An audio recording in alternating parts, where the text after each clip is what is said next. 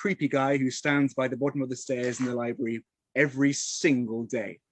That, my friends, is me. But I hear you ask, you've just randomly clicked on this video on Facebook and you're now slightly intrigued as to what's about to go on here. Well, let me explain to you. This is the LSESU elections Q&A, in which we go through some of the candidates for some of the part-time and full-time positions for next year's SAB roles. And we get to get a bit more of a gist of who they are and what they're about. We had a quick snapshot into their stories and their policies and their ideas so that you, the voters, can go away with a bit more of a sense of who it is who's going to be trying to represent you next year. And you can go and mull away tonight and come back.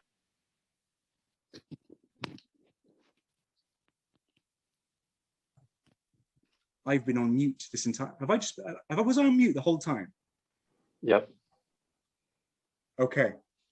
Just for 1 minute, I was on mute apparently. I don't entirely know what you just missed, but what you did just miss was absolute gold, whatever it is that I was saying.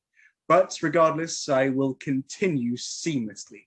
I think what I was saying is something along the lines of this is the elections in which we get to know a bit more about the candidates, you get a brief insight, so you go away from this with some more ideas as to who you will cast your vote for next year to represent you as part of the LSESU. Now, without further ado, I believe we're going to give it a few more minutes, so I will continue to dabble and slow time down to wait for some more people to arrive. So maybe a few jokes just to pass the time. I went to a wedding the other day between two antennas. The wedding was rubbish, but the reception was excellent. Joke number one. Joke number two. Big game today at London Zoo. This is probably the last one that I'll do. This is my favorite. I went to a restaurant the other day. I went to a restaurant and I thought I'd treat myself. And the waiter came up to me. He was French, and he said, "Cyril, what would you like for your dinner?" And I said, I think I'd like a steak, please." And he said, "Oh, very good choice. Cyril, how would you like your steak?"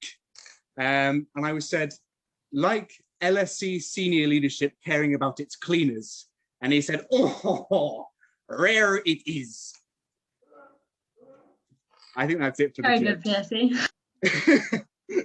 So let's get on with the Q&A for this evening. So I'll give you a bit more of an idea of how this is going to work. So we have several positions up for grabs this evening, and I will quickly run through exactly what those positions are. We have the anti-racism officer up first. Then we have the BME officer. Then we're getting global with the international students officer, and then the social mobility and class officer. Then the ladies are in town. It's the women's officer. Then I don't think we have the RAG officer for next year in. We'll find out later on, I'm sure. But then we're finishing off very strongly with the two full-time SAB officers, the education officer, and last, but so far from being least, the general secretary. Very exciting stuff. I'm sure you're just as scintillated as I am. Now, a quick bit of housekeeping. So when we go through, how this is going to work is we're going to go through role by role. So we're going to start off, for example, with the anti-racism officer. And what I'll do is firstly ask you to give me a quick introduction as to who you are, the role you're running for, and a quick bit about yourself. But when I say quick, what I mean more empirically is roughly a minute. Now, I would love to hear your life story, but obviously for issues of fairness, try your best to keep it to 1 minute and to not go too far beyond that. I will then ask you definitely one question, potentially two questions, and maybe depending on how we're doing regarding time and my energy and how badly I need to go to the toilet, maybe three questions, but we'll wait and see about that. Also, a quick bit of housekeeping again. As we're going through the different roles, so say we're going to international students officer, what I would want to see is only people running for international students officer with their camera on. So if we're doing international students officer, everyone else turn your cameras off, feel free to chill, but just the people running for that position, have your cameras on. And how I'll do the questions is we'll do introduction, every candidate will give an introduction, first question, and then every candidate will answer that first question, and then we'll do second question, and every candidate will answer that second question. And I'll try and mix up the order. I will probably be boring and just do it in A to Z alphabetical order, but I may mix it up. We will see how I'm feeling. Other things worth saying, you may have noticed I'm horrendously English. And what that means is if you have a name that isn't John Smith, I may well mispronounce it. I apologize in advance for that. Also worth noting, this event is being live streamed and recorded. So don't do anything that will get you cancelled, basically. I may have already done that. So, and also worth saying, if you have any technical difficulties or questions, post it in the chat, and one of the LSESU team will hopefully be on hand to help you out. Does anyone have any burning questions? Have I been clear? I'm seeing nods. I'm seeing beautiful faces is what I'm seeing. Do you know what? I think we can crack on. Once again, thank you all for attending. This is a slightly weird kind of event. So power to you all for being brave enough to rock up. And also big up to everyone watching the live stream. Mum, if you're watching, I've made it. I don't think it gets better than this. I might not have a grad job, but this is something.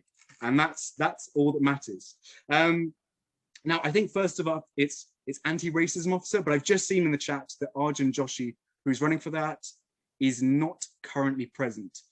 So I think we're going to start off with that person's not here either. So we're going to skip all the way to the international students officer. Now, remember, if you're not running for that position, turn your cameras off, chill out, let your hair down. Ooh, good work, team. So the only faces that I want to see are perfect. I've got Mohammed Khan, and I've got Wusai Khan. Gentlemen, it's an absolute pleasure to be joined by you. Now to go back through again, first of all, what I would like is just a brief 1-minute introduction, if you can, as to who you are and why you're running and what you're about. So first of all, Mohammed, if I can start with you. So whenever you're ready, the floor is yours.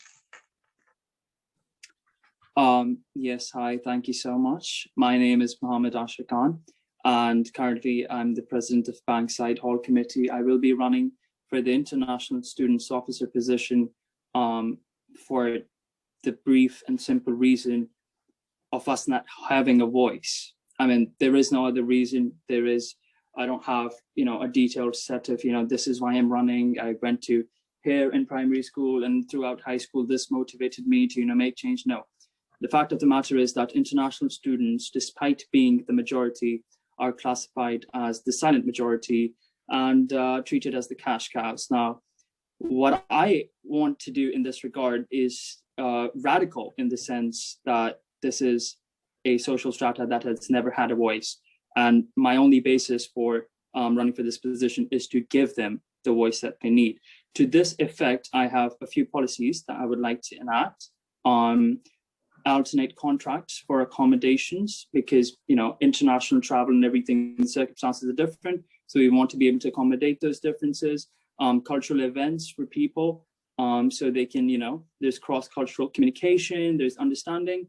And the last but the most important one, I think, that at LSE there's a polished, under the facade of this polished diversity, we have a flourishing casual racism trend, which I think together with the anti-racism officer is something, and I emphasize again, casual racism is something that I would want to and need to address, and it's something that is on the top of my priority list, especially people, Black people, brown people have been historically wronged, but increasingly we've seen the worrying trend of people from Asia being targeted wrongfully for COVID-related stigmas, stereotypes that has utterly destroyed their experience at LSE. And I feel that out of all of those people, they also deserve to have the voice on the table. So in summation, I'm running, and I'm running for only one reason: people that are ostracized by LSE, including Asians, including Black people, white people, brown people, international people who feel like they're paying double the fees but getting half the value. I'm running to represent their voice, to put their priorities on the table. Yes. Perfect. Mohammed, thank you so much. And we say, if your minute, the floor is yours. Yeah, thank you. I'll try to keep the time limit a little more than that part. My name is Vasayar Khan. I am a first year BSc Accounting and Finance student. And I have a very clear reason as to why I wanted to run for this specific position and nothing else in the SU. As a first year student, I could not come to the campus because of the restrictions in my country, because of the restrictions within the United Kingdom. It was a time that I felt was detrimental to my experience at the LSE because I couldn't meet these people. And it's not only true for first year students. I think it's true for a lot of people who pay the LSE tuition, the enormous LSE tuition as an international student, to get the experience, to understand the culture that they want to learn with so many nationalities being represented at the LSE. So I want, when the time allows for it, I want to create a method. I want to create a platform through which we can understand these cultures. We can get the actual experience that we pay for as international students to the LSE. The second part of my main manifesto is the lack of opportunities that international students have and the lack of awareness for those opportunities.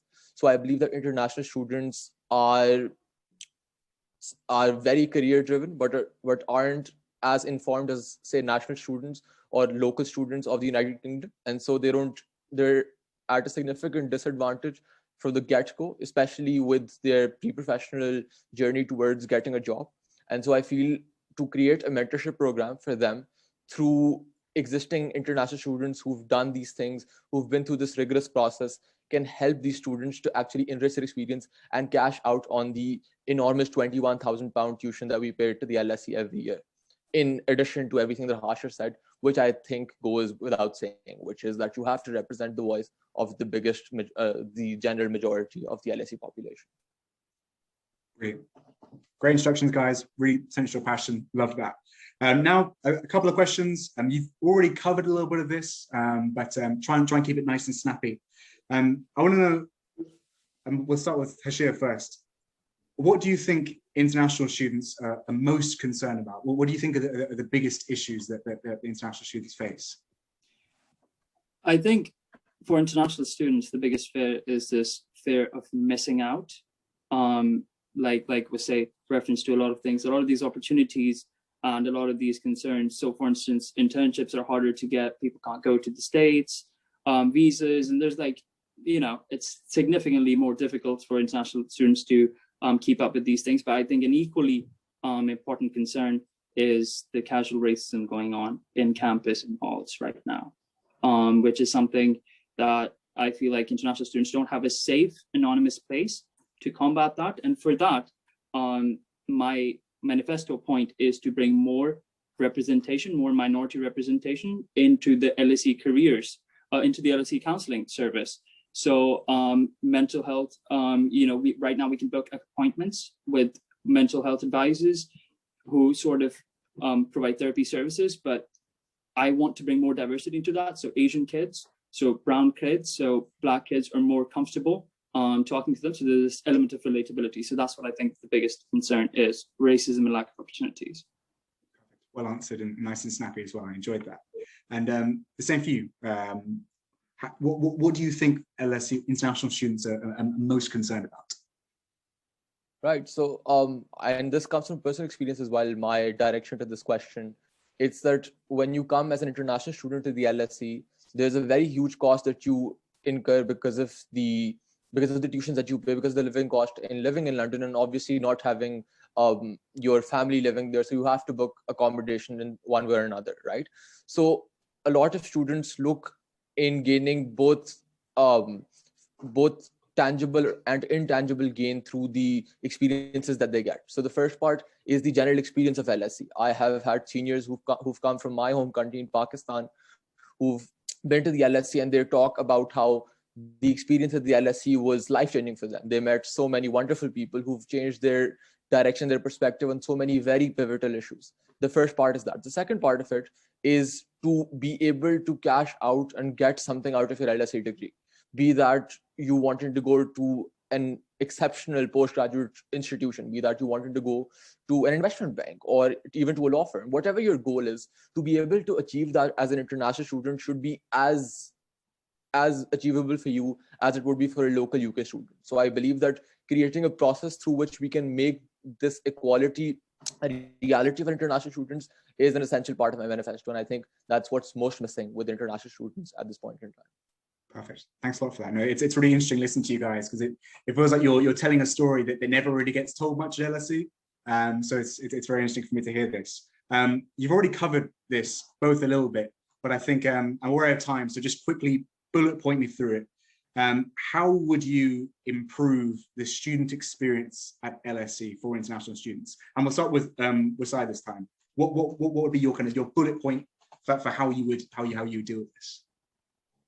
Right. So I think there are a couple of things that I would do. Number one, I would encourage people to, I would create platforms through which I could encourage people of different cultures mixing within themselves and also with other cultures to enhance their LSE experience. I would also then create a mentorship program that I already mentioned, through which these international students can get the experiences that they need and the mentorship that they need to apply to these internships and all these opportunities that they need to in the best possible way, so that they can maximize their chances of getting into these super competitive internships that can help them further their process into getting their dream jobs. Furthermore, when you come to the UK as an international student, it's obviously difficult for you to settle in and live alone. So the isolation of being an international student so far away from home is something that I feel is overlooked because of the rigorous nature of the academics and the extracurriculars at the LSE. So to look into this and to provide a system of support, be it within your own country or from people who you bond with from other countries who are going through a similar process as you, is I think important. And these are things that I think can enhance the LSE international student experience significantly and can make the betterment that these students need. And I am willing to hence raise this voice for them. Beautiful. And lastly, Bashir, yourself, your bullet point strategy for how you would improve the experience of LSE's international students. Percy, I think, being in some sort of leadership positions on and off, I think the most important thing to bringing change is being realistic with yourself. And the realistic reality on the ground right now is international students have no voice. Anybody that says otherwise is misinformed. So my first and main point is to give them the voice. I will go more specific here, and I'm going to arrange termly events for our international students to pop in and tell us their concerns directly. There'll also be ongoing surveys and polls, opinion polls from international students, asking them about their problems and their suggested solutions about them. There's also going to be, I will also lobby for flexible accommodation contracts. So anybody that cannot come, may not come with COVID, whatever, all this uncertainty, has an easier time getting in or getting out of accommodations than is currently the case. The third thing, like I said, is I would increase representation of minorities in LSE's counseling service. And the fourth thing is I will conduct and I will arrange in person, which I'm sure Vase would be, he would want to do this as well. I would increase in-person events, cultural events with cultural focus, because I am, as a Pakistani person, I'm absolutely fascinated by Japanese people, but there's less opportunities for me to go and explore that. So I would like to do that. And I think as sort of to sum it all up, it still comes down to giving them the voice back. I'm not, who am I to say that, you need this, you need that, no, we're misinformed. We don't know. And we ought to know. And that is the biggest point of my manifesto and of the reason why I'm running. Yeah. Gentlemen, it's been a real pleasure. Thank you both for your time and for your excellent, detailed, passionate answers. I think it's time to move on. But thank you so much and have wonderful evenings. So that was the international student officers. Now, next up, social mobility in class. We don't have anyone from what I'm seeing. Women's officer, we have Sybil definitely. Do we have Aisha as well? Sybil, wonderful to see you. I think you may be on your own, but that's absolutely not a problem. And that means that you may get more time to answer your questions. So first of all, just like you've seen the other two do it, if you can get, and it looks like you're on campus right now, so reporting live. So, but if you can start off by giving me a quick 1-minute introduction as to who Sybil, I hope I'm saying that right, is, and what it is you want to do and why you're running. Sure, Percy. So yeah, my name is Sybil. I'm originally from France, but I've done most of my studies in the UK. I come from a very interdisciplinary background, but at the LSE, I'm studying management. So the Global Masters in Management, which is a 2-year master's. And I want to run for the role of women's officer because we need representation. We need to continue a fight that we've been fighting for way too long, but we're not done fighting, and we're not close, but it's fine. We'll keep fighting every day if needed. And I want to make sure that the women at LSE do have a voice. I want to make sure that whatever I can do to give them a voice is done. And I want to try to get a better community of women together, solidly women helping women, women working for women together at the LSE. And that obviously goes out to everyone who identifies as a woman or doesn't. I think we need to build a better unified community. And I hope to be the person who's able to do this for all. Beautiful. Thank you so much for that. I think particularly at the moment with everything going on in the UK, I think everything that you've just said really really resonates and is, you know, as powerful as ever. I think one question, you mentioned a lot of great things there, Sybil, but if I may ask you this, so if you were elected as women's officer, what would be your number one priority, the number one thing you'd really want to target? What would it be? So if I'm elected women's officer, my main priority, which I think is the biggest issue in today's society in general, is harassment of women. I want to change the discourse that's used, switching away from violence against women, which is a very passive statement, and switching that to another way of presenting it, fixing the issue from the actors, not the people on which this action is done.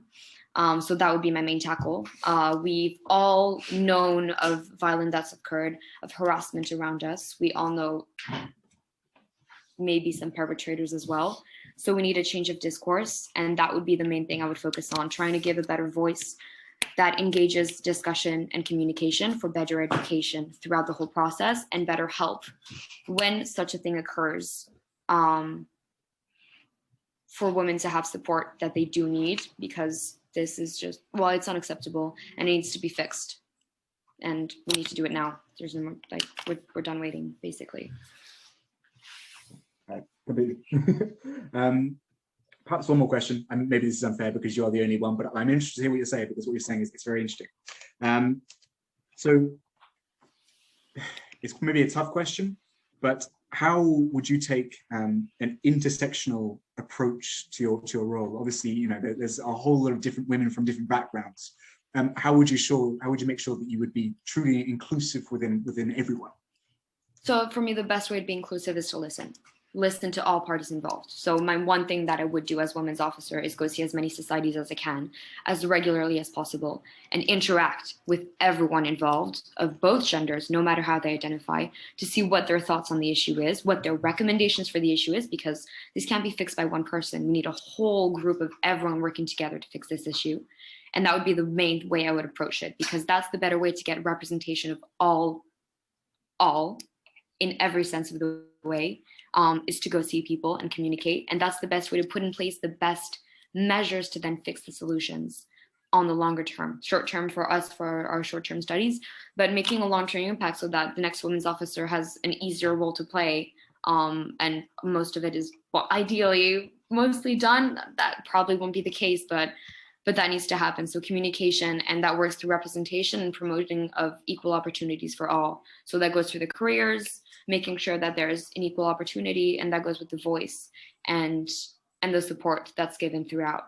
But yeah, definitely listening. That would be the main thing. Perfect. Sybil, it's been an absolute pleasure listening to you. And that's all the questions I have for this evening. So feel free to turn your camera off and have a very nice evening. Brilliant. Thank you. Good luck, everyone. Pleasure. So I think next we are rattling on through to the head of RAG next year. Now, heartbreakingly, one of the people running cannot attend tonight. So they have given us a statement, which I am now going to deliver to you, hopefully with as much passion as they would have intended. So their name, and I'm going to mispronounce this, is Laiba Mariam. And she said, "Hello guys, my name is Laiba Mariam. I'm currently studying Global MSc in Management at the LSE. I am originally from Pakistan with academic background in accounting and finance. Currently, I'm working in the capacity of Vice President at LSE Hall Committee. I'm also an active member of LSE Sustainable Strategic Plan." And then in answer to the question of why you're running, she said, "A part of LSE experience is to have fun, develop a network, grow and contribute to causes that matter to you. I want to play a part in shaping LSE experience of a student. I aspire to create an inclusive and diverse community through RAG who share common passion of philanthropy and giving back to the society and helping to make positive difference in the world." And then in answer to why students should vote for you, she said, "I have been in similar committee positions during my undergraduate, hence would be able to bring my experience and knowledge. I'm currently Vice President of LSE Hall Committee, and I conduct events ranging from socials to sports to well-being.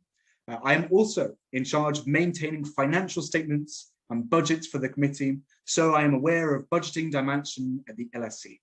I have extensive marketing experience that we can take advantage of while approaching internal and external charities and universities to raise funds together.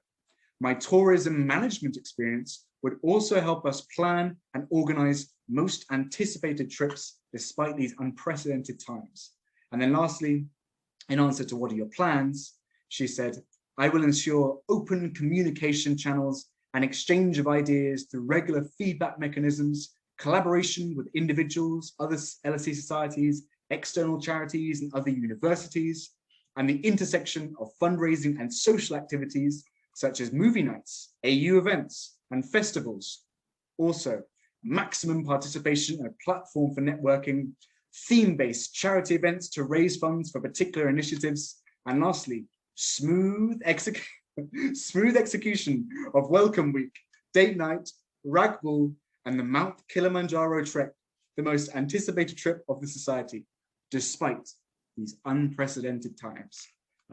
Laiba, thank you so much for your message, and I hope I did a degree of justice. Now, I am tremendously excited because we're about to move on to our next role, and it's one of the biggies, and I am feeling scintillated for this.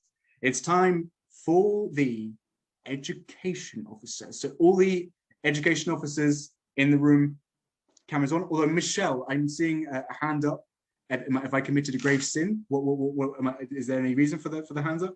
Yeah, I'm running for RAG president as well. Oh, Michelle, I am horrendously sorry. I'm so sorry. Everyone does turn the cameras off. I was unaware of this, but Michelle, thank you so much for raising your hand and for getting in the way of me. So Michelle, quickly, if you can give me a 1-minute introduction to let me know exactly what I was about to miss out on, that would be much appreciated. Okay. Hi everyone. So with only a minute, I'll just dive straight into the points that the main plans I have for RAG. Firstly, I plan to raise and give £500,000, and that's the goal I would set. And yes, it's an ambitious goal, and it seriously intimidates me since RAG has never really raised more than £200,000. But I do want to set the bar and the vision high, and we do have really capable members and people at the LSE who will participate. And this will really push us to maximize the efficiency of RAG's operations. So I know that together we can bring this vision alive. And other than that, I'd like to increase RAG's engagement with the wider school community, whether this be professors or staff, halls, departments, and other societies that have never partnered with RAG before. And another important value to me is sustainability. So I'd like for RAG's events to be environmentally conscious as well. And being on the Sustainable Futures Society Committee, I think this will link really well to especially such as the Freshers Fair activities. And last but definitely not least, I'm conscious of the first year freshers activities that students have missed out on since I'm a first year and I haven't been on campus at all. So I'd like to revive some of the first year highlights to students who feel like they may have missed out. And yeah, thank you. All the best to everyone. Look forward to your questions. Perfect. Thank you so much, Michelle, for keeping that nice and snappy. It's really well delivered. So my first question, I'll probably ask you 2 questions maybe. The first question is, how would you make RAG as inclusive as possible? Making sure as wide an array of people as possible are engaged with RAG and involved with everything that you're doing. Yeah, thank you for that question. So actually being a campaigns officer for RAG this year, I've had the opportunity to shadow the president for the past few months and had lots of conversations with the current committee. So, and actually from the current committee, it's pretty international. But also one of the points in my manifesto mentioned that I want to diversify and to involve, teachers, different departments, and just engage the people, the groups of people who have never participated in RAG before. And and I think a lot of activities actually are school-wide and they do already bind people together. For example, the RAG band, which most freshers actually join. And so yeah, I think just keep doing what works in the past, And brilliant. Yeah, no, well answered. I mean, I'm in my 3rd year and I can say I've never really engaged in RAG, which makes me feel like a heathen. So I'm glad that that's such a big thing for you. So one last question, and maybe you can just answer this with some nice bullet points to make sure you get everything across. What are your hopes for RAG in 2021-22? What would be the sort of the main things that you would really want to set your stall out and say, this is what I want to achieve? Yeah, so actually the list is like endless and hours like not stalking, but researching and analyzing other universities' RAGs. So yeah, I have, sorry, I'm so nervous, I literally forgot the question. Oh yeah, what are my plans? So yeah, so like I mentioned, I want to double up the fundraising efforts. That's really important to me because this year just seeing and learning, gradually learning more and more about our partner charities and just seeing how hard it is to fundraise for them and not being able to is really devastating. So I'd really like to sort of kind of make up for what was lost this year because obviously we need to fundraise more than ever now. And so yeah, to fundraise 500,000, obviously we have to be very efficient. So I hope to sort of empower the committee and delegate a lot. So let people lead, have people, have individual initiatives where people basically take charge of how they want to fundraise and make this a very school-wide thing, because obviously I cannot raise 500,000 pounds alone, no way. And so yeah, in the long-term direction, I want RAG to keep improving, not just be, contented with raising like the same amount each year, just from the same activity. So I really want to take some risk. And I think this year RAG has gone through a lot of changes because of COVID. So really learning from those in the older years and also going through the whole team drive, I think that I've got a pretty good idea of what we need to do, what's problematic and what should change, and just to really keep the momentum going, keep raising and giving, and yeah, just hope that everyone will get involved. That's my main goal, and for the best, like just do whatever is good for not only the society but the LSC community and beyond. Yeah. Perfect. Michelle, thank you so much. I'm very surprised you said you were nervous. You came across as very, very in control, very confident. So very well done. And I'm very glad I didn't miss out on you. It would have been a big loss. So thank you so much for your time, and have a wonderful evening. Thanks. Now, quickly before I move on, I hope there's no one else. Anyone else who I've missed? Raise your hands. I don't want to do that again. No. In that case, let's move on without further ado and get the faces of the education officers up so we can get started with that. There we go. There's 3, there's 4. Wonderful. Thank you so much for joining me, and thank you for waiting around. Now, I'm sure you know how this all works by now. So First, we'll start off with an introduction. We'll go through each candidate. I'm going to be boring and do it in alphabetical order. I apologize for that. I won't do the same thing every single time. I will mix it up so it's fair. But yes, I will be a bit more vigilant about keeping to a minute just to make sure it's fair between each candidate. But Dewani, are you okay to go first with your introduction and try and keep it to roughly a minute? So whenever you're ready, the floor is yours. Thank you. Hi, everyone. My name is Dewani Goyal, and I study MSc International Relations. I have nominated myself to be your education officer. Since the beginning of this year, I have already been working to improve the quality of our education as an elected student member of the academic board. I am thus already acquainted with some of the committees that the education officer sits on, so taking up the role will be a natural transition for me. I'm an effective listener. I know how to synthesize problems and communicate concerns in the most effective way so as to elicit action. My main goals are to diversify education, to increase academic resources and support, and continue the work that I have undertaken as a member of the academic board. Outside of this, I will always be open to listening to your ideas and concerns. I will ensure that they're addressed quickly and efficiently, and I'm committed to communicating the results back to you. Thank you.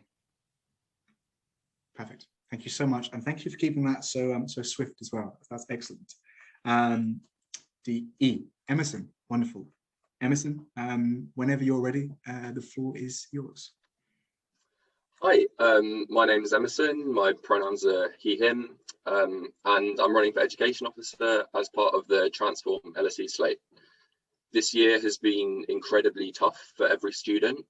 We've had to face inflated fees, rent, during a pandemic, paying for empty rooms and online classes. The workload has been as heavy as ever, with no detriment policy really hitting hard. The attainment gap will have been widened this year as well due to entrenched systemic inequalities that riddle our society and are reflected in LSE. This year, I set up the University of London rent strike to fight for lower rents in halls. I've worked with the president of the NUS in the national student movement to fight for free, decolonised, democratised education. And as your education officer, I want to fight for pandemic compensation, decolonise the curriculum with the academic rep structure and decolonise LSE, a real no detriment policy and a stronger safety net, compulsory consent education and compulsory implicit bias education. And I want to improve the LSE experience, extending reading week for all, graduation for all, and at least 3 days between exams and no more Saturday classes. I'll finish there. Sorry if I went over. Perfect. No, a little bit over, but you kept it within 90 seconds, which is the kind of the very much upper limit. In future, if anyone is risking overgoing, I'm going to do that, which might be an annoying signal, but just just to make sure you're at least aware. So as soon as it's about 55 seconds, get ready for a bit of that action. Next up, we're going to head to Grace. Grace, whenever you're ready, the floor is all yours. Well, thank you. Hello, I am Grace. I'm a third year history student, and I'm incredibly dedicated to education at LSE, purely because I'm so sick and tired of hearing people say how much they hate their studies, they're stressed, they're overworked, they have no free time. So we need to create, pandemic or not, an academic community again at LSE with real tangible support from human beings. We need just digital access for all. We need easier course selection with the University of London. We need a midterm break for quant students who are always left behind, particularly when it comes to sub-elections, because there are rarely ever any quant representation. Quant rights too. We need to address so many educational issues and work with society leaders to make sure that we're doing it, whether it's queer visibility, the attainment gap, the climate crisis. We need to be collaborative moving forward. Wonderful. Thank you so much. Very nicely within a minute as well. And lastly, Robin, the floor is yours. Thank you very much. Hi, yeah, I'm Robin. I'm a geography student, and I've really enjoyed my time at LSE, and I think it's really important to make sure that everyone, no matter who they are, enjoys their time. So I sort of feel like I have three main priorities. One is making sure education at LSE is accessible to all, no matter what your background is. Have the opportunities of university. The second thing is bouncing back from COVID. It's been a really difficult year from everyone, and I think it's really important that as students return to campus, they're supported and they have access to the course choices they need. And the third thing is about creating a sense of academic community. I think building relationships and like having sort of informal like relationships with the people in your classes and your professors is what creates a really nice environment for learning and allows you to feel comfortable in class, to participate and do well. And I think on the back of community, I'd really want to listen to everyone, all the students, and fight for whatever it is going on. I think the pandemic showed us whatever we're facing, we've got to fight it. So yeah, that's me. Thanks very much. Wonderful. Thank you so much. Now I'm going to ask you a few questions. The first one is nice and general, but just to help you really get across the things that you want to achieve. And Grace, I'm going to start with you first, just so you know.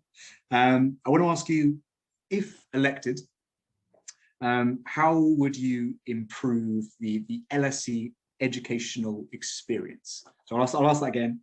If elected, how would you improve the LSE educational experience? And I'm going to go Grace, Robin, Dwani, Emerson, just so you're aware. But Grace, whenever you're ready, the floor is yours.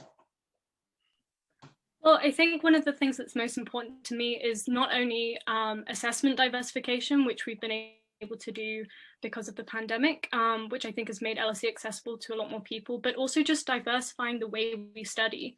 London is an incredible city with so many aspects to it that relate to the degrees that we do. Whether you're doing geography, you can learn about urban planning by just going out on the streets. Whether you do history, you can go to a gallery and learn. I think we need to focus more on how we're educating ourselves outside of the classroom, whether that's in a society or in your free time. And I think that we can learn so much outside of books. And I would really highlight that. Wonderful. And Robin, how would you improve the LSE educational experience? So I think one of the things that I do to improve the LSE education experience is really focus on improving classes. I think we've all been there where we're sat in a class and you think, why am I here? Like, you're not learning anything from a class and it just doesn't feel engaging. And I think a big thing of that is about making the classroom be a safe space, like feeling like you have relationships with people. And I think that involves working with departments and societies to improve the amount of sort of course events, the opportunities to like meet people on your course and sort of build like sort of friendships with them. So I think that's one thing, and similarly like working with GTAs to try and give them the support they need. They're not paid enough, they're not given enough support, so how are they supposed to run a class? And I think sort of building on that, the other thing is about having inclusion and diversity training for all GTAs and for students to try and create a safe space for everyone to learn. And I think the other thing that I just add on to that would be about delivering like a meaningful education. Aside from things, we need consent education, we need real life education as well. Wonderful, and perfectly within a minute as well. And now, Dwani, whenever you're ready, how would you improve the LSE educational experience? Thank you for the question. So I believe that LSE is the leading social sciences university in Europe, and there is no doubt that every student who comes here has their world turned upside down. The educational experience is fantastic. However, I still find that the biggest challenge is the Western bias in theories, ideas, and the authors that we study. This is something that I feel very strongly about as a student from the Global South. So in the past few months, I've had the chance to attend several panels, talk to researchers, get in touch with specialists who have studied thoroughly about curriculum diversification. And after that, I came up with my main priority for my role as an education officer, which is to diversify our education. So there are existing efforts at LSE, but I want to consolidate these forces to lobby the school to increase funding and researchers dedicated to curriculum diversification can bring a structural reform in our education and hence better our educational experience. Thank you so much. And lastly, Emerson, how would you go about improving the LSE educational experience? Sure. So I guess there are so many things to this, and with LSE's student satisfaction where it is at the minute, there is so much that needs to be done. I want to start off with Duani's last point. I mean, we are such a diverse community, but our courses do not reflect that diversity. We need a renewed and sustained effort to decolonize the curriculum. That means working with the staff BME network. It means working with grassroots student groups who are often left out of student union projects.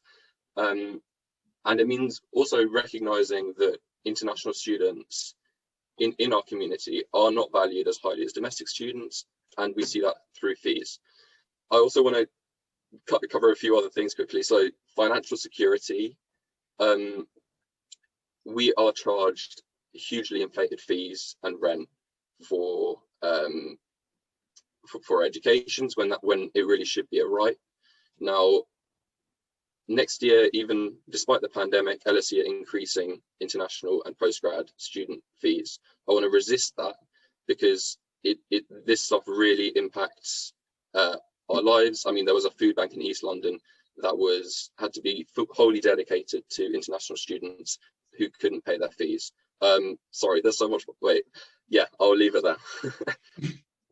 Thank you for that. Hopefully, some of the more questions I asked you, you'll be able to get round to your some of the other points. But yeah, just for the issue of fairness. Perhaps one more question. Okay,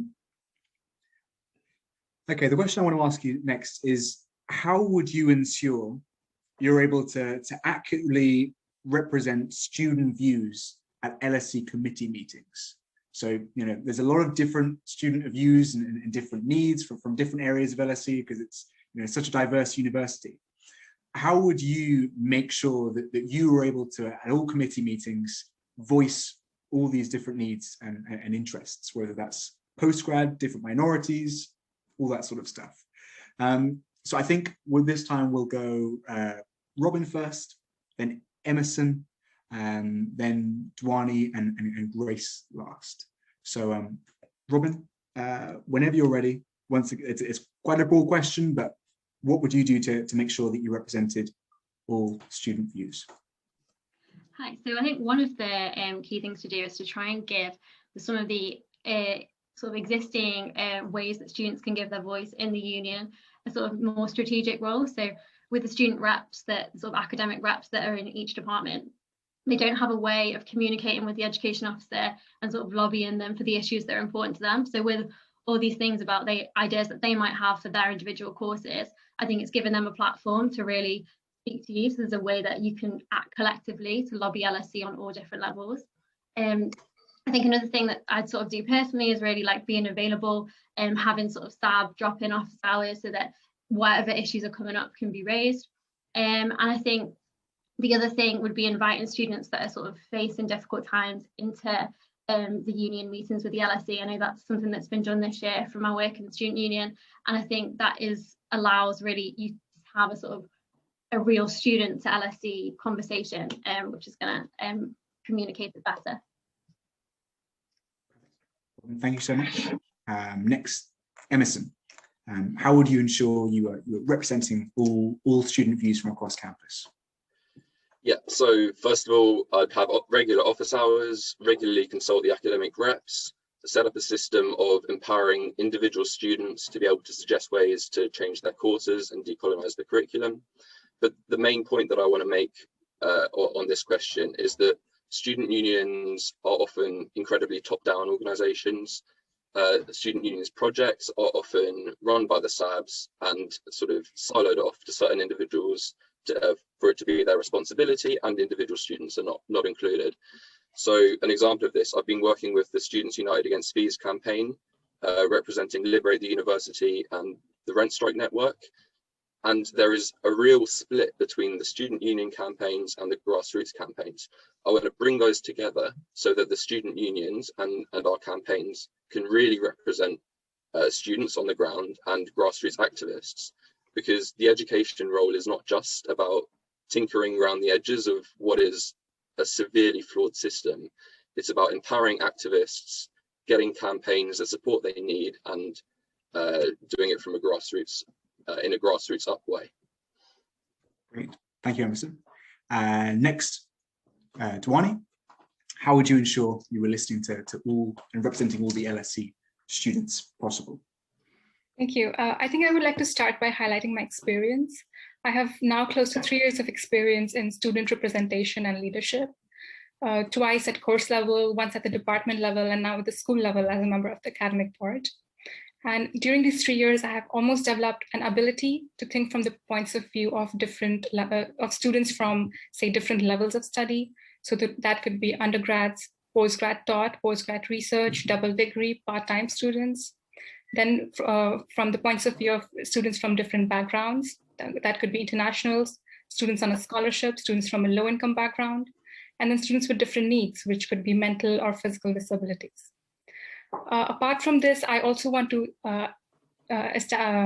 establish a regular channel of communication with our academic representatives. I have already started acting on this. As a member of the academic board, I took the extra initiative of carrying out a survey among academic representatives and relayed their concerns to the education officer and external stakeholders like LSE Careers. Finally, I believe that the most underrepresented students on campus are postgrads. And as a postgrad myself, I believe I can bring their views in. Thank you. And thank you for responding to my signal as well. I appreciate that. And lastly, Grace, how would you ensure you represented all student opinions across campus? Well, as the other candidates have highlighted, direct contact with the education officer is key, and I think a massive oversight that has happened over the last few years. I think another tangible way of doing this is collaborating with society leadership. In society, students are able to become like specialists, basically, in a number of social issues that affect the way we study and we live. But also the education officer is meant to represent student voices. And even though the SAB's faces are plastered on the front of the SU, Emerson is completely right. It is very much a top-down institution, and we need to have more grassroots engagement with that. I also think we need much better accountability if things go wrong with the faculty and with staff. If a professor is known to be bad in the department, why have they been working there for 5 years? And if graduation and this whole thing with exam timetables is anything to go by, student voices aren't being listened to currently. And LSE needs to be better at doing that. And that is the main role of the education officer for me. Wonderful. Well, thank you all so much. I think that's it for my questions, but this has been an absolute pleasure. You've all collectively articulated just about everything that I can possibly think of that I have a problem with at LSE. So whoever wins, I'm confident that LSE will be a better place next year because of yourselves. So thank you for your time, and feel free to turn your cameras off. And great work by all. Thank you. Thanks. Personally, oh, that was tasty. I enjoyed that very much, and I'm sure you did too. My lighting's going a bit, so I'm looking a bit matrixy in slow motion. So I hope you're enjoying that. Last, but oh, so far from being least, we have the Le Grande Orolo, as I believe they say in Italy, which, as you may know, is the Gen Sec. So Gen Secs, arise. Smooth. smooth. Guys, thank you so much for your time. I hope you've enjoyed this. I hope you're feeling ready and calm. You're all looking fantastic. I mean, I'm enjoying this sight of you three. So first up, I'm sure you know the gist of it by now. Introduction, couple of questions. I'm going to be annoying again and do it in alphabetical order. So that is Alex, Faraz, and Josie. So Alex, whenever you're ready, 1 minute to give the viewers a taste of Alex and why you're running and what it is that you have to do with the role. And to give you a quick reminder, in case you missed it, the signal for when you're kind of approaching a minute is that. I should have thought of a better signal, but I've committed to that now, so we're going to go with it. So Alex, whenever you're ready, your minute. Hey, nice easy question to answer in 1 minute. My name's Alex. I'm a third year IR student. I worked in Beijing, I worked at university there teaching English, and then I worked in Calais for a refugee organization, and now I teach refugees online. The reason I'm running is because I'm angry at the LSE. It has left students behind. It doesn't care, and it continually just exploits us. It ignores us, and it leaves us at the back of its mind. We are the last consideration. How is this acceptable from an elite university? The mental health has been a campaign that's been running for as long as I've been at LSE. What tangible benefits have we seen? None. We need to fight, and I am willing to fight for you. Thank you so much. And next up, we have Faraz. Is it Faraz or is it Khalid? I'm so sorry. Oh, it's Faraz. Faraz. There we go. Apologies. Faraz, whenever you're ready, the time and the floor is yours. Hi, so my name is Faraz. I'm an East Londoner. I'm studying an MSc in Human Resources and Organizations. And yeah, I guess I'm running because, like, as a working class Londoner, I don't really see myself represented here at the university. And I think that's intentional. I think Alex just touched on it. This is an elite institution, and they really like play that up, even though it's founded for the betterment of society. But there's a lot of hypocrisy and state in that because it doesn't really include and welcome people from all walks of life.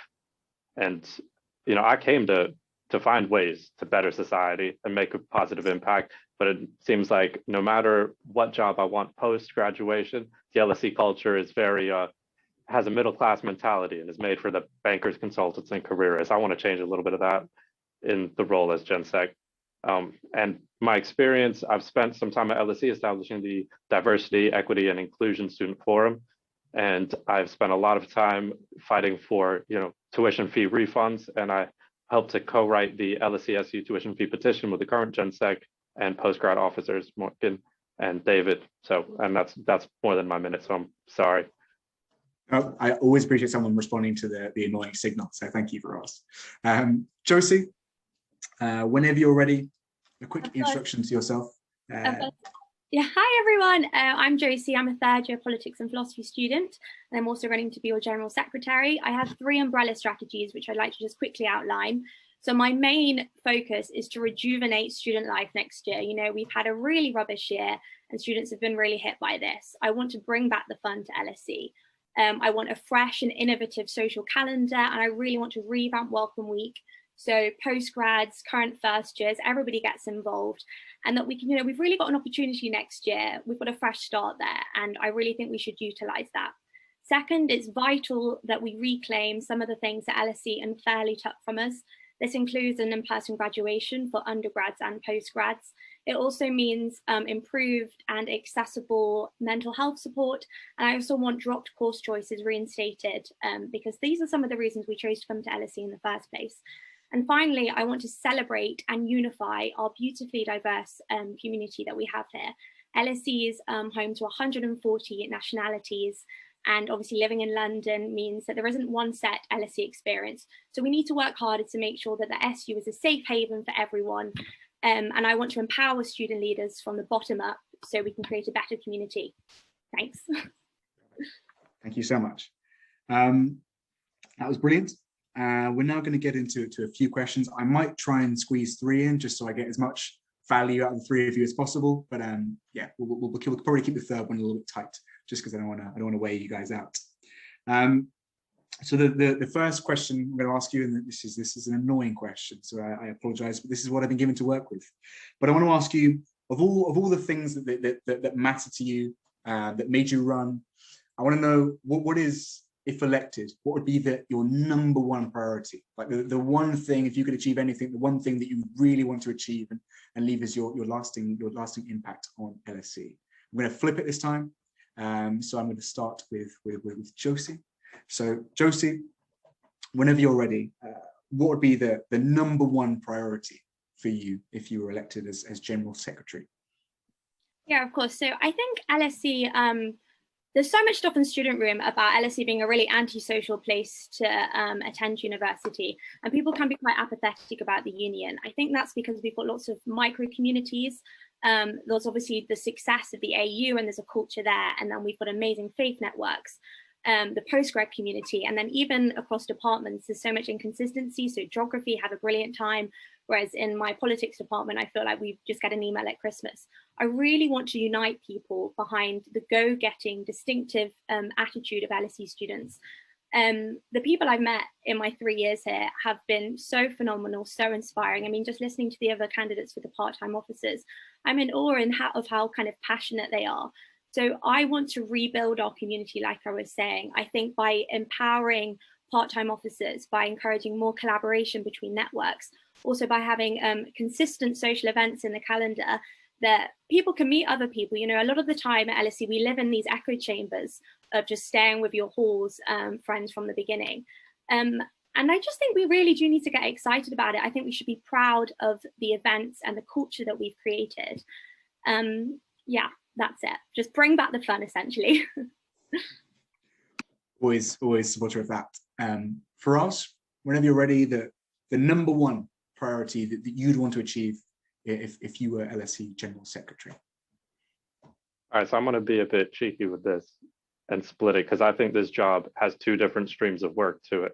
There's one stream, like as a union, you fight for student rights, and like I have a very belligerent personality. Maybe that comes across in my intro, and I want to kind of like channel that into fighting for tuition fee refunds, rent reductions, NHS surcharge refunds for the students who had to travel to the UK just to leave again.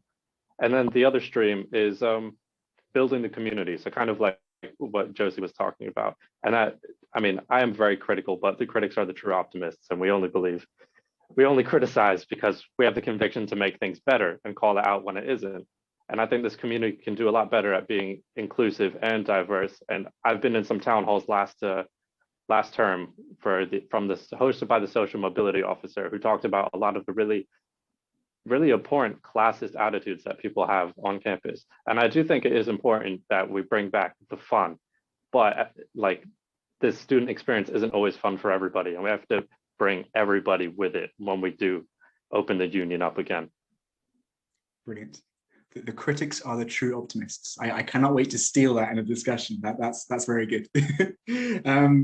Excellent work. And Alex, whenever you're ready, your 1 minute as to the number one priority on your list if you were Gen Sec.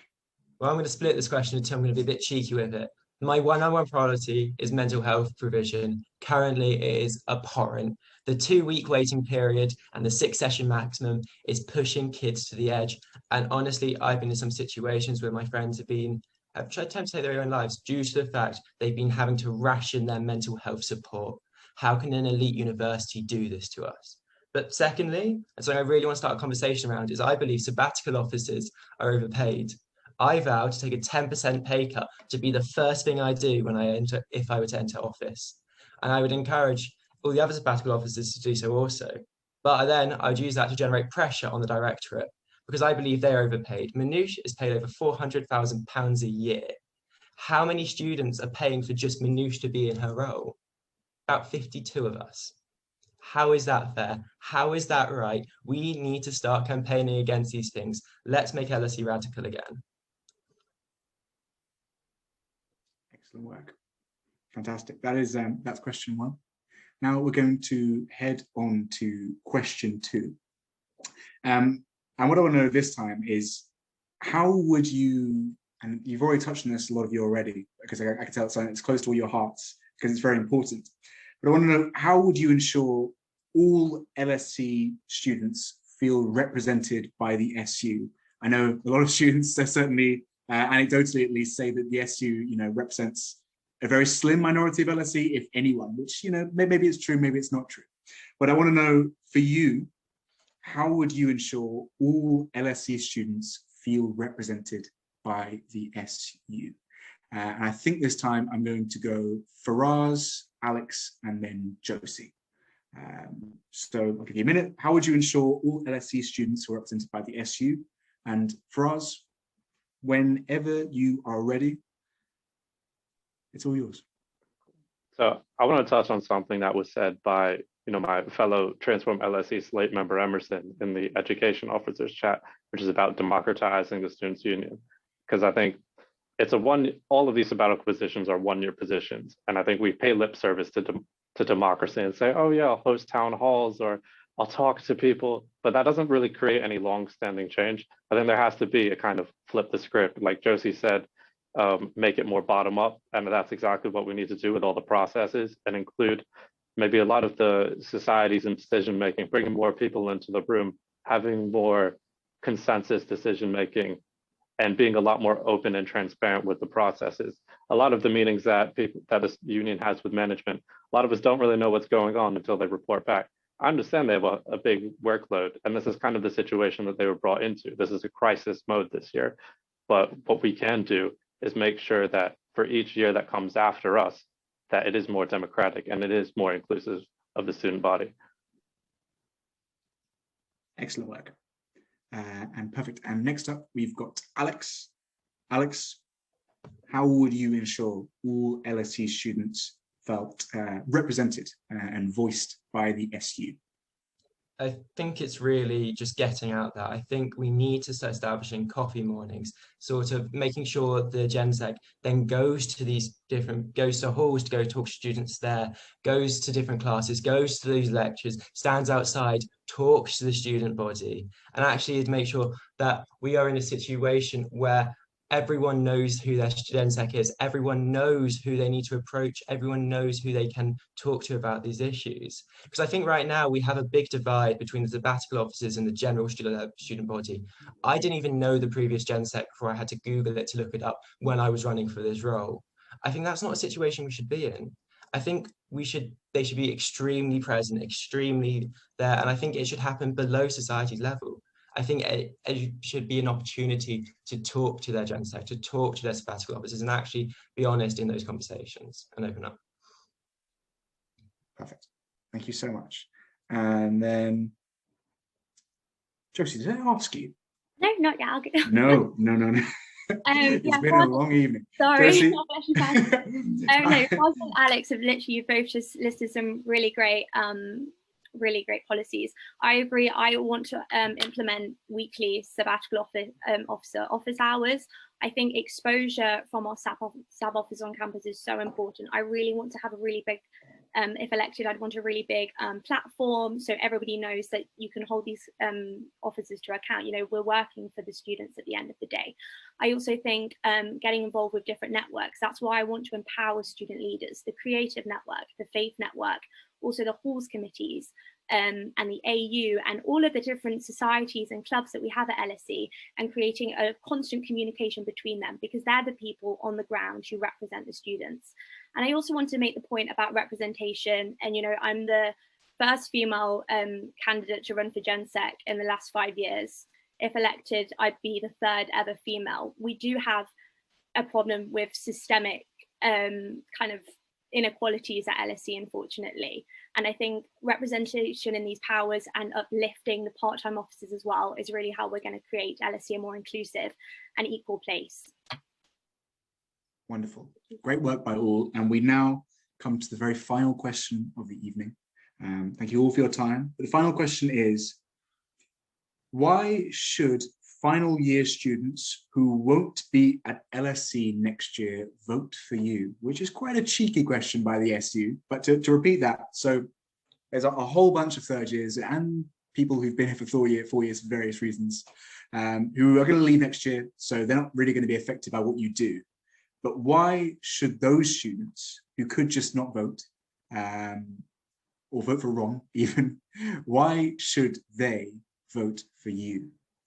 And I think this time I'm going to go Alex, then Josie, and then finish with Faraz. So final year students, third years, fourth years, not going to be affected by your policies. Why should they vote for you? And Alex, whenever you are ready, you have 1 minute. Well, I think students should vote for me, especially they're not going to be here for next year, is because they know exactly what they've been through with the LSE. They know what they have suffered. And I really want to make sure that no one has to suffer like that again. I want to make sure that LSE is creating a more inclusive, more progressive, more radical position. And I want to make sure that there is a situation where it is this beacon of inclusivity. And I think they should vote in me because they believe in that vision too, because they believe that what they have suffered is unacceptable. And the way they have been treated by the LSE in these past 2 years especially, but I'm going to be honest, 3 years is not the right way. Vote for the futures of the students who are to come to LSE after us and after our roles are over and after we leave. That's why I think they should vote for me.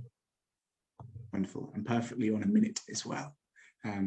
Josie, whenever you're ready, third years, fourth years, leavers, why should they vote for you?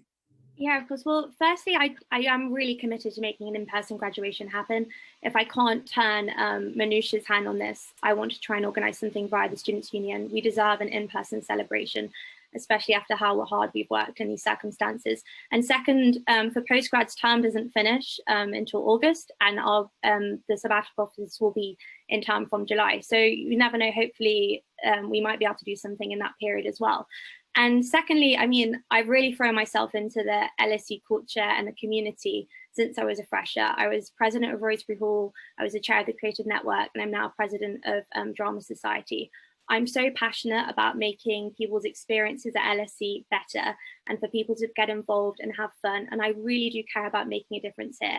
And if you're also someone that's, you know, invested time at LSE and managed to experience, you know, the good parts, the good old days in first year, I would you can leave a legacy where you know that next year the sabbatical team are really going to look out for the new people. We're going to look out for the current first years who haven't had a Freshers Week, and we're going to build back what we started. Thank you. Beautiful. Thank you. And lastly, Faraz, the very final words of the evening. How would you, why even, should leavers this year pass their vote for us? So I feel like this is a bit of an interesting question because I'm on a one-year master's program as well. So a lot of, and just to clarify, more than 50% of LSE student body are postgrad students, and they do come and go very fast. And just to quote Loki, who I met at a event a few years ago, he said, you know, sometimes you have to sow the seeds of trees that you may never see grow.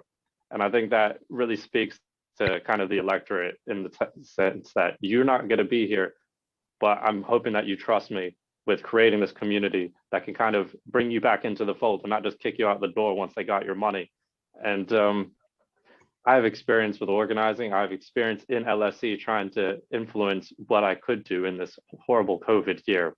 And I'm passionate about democracy and about having a collaborative mindset and actually making a difference and not just chasing the clout and maybe the careerist goals that usually student politics is embodied by.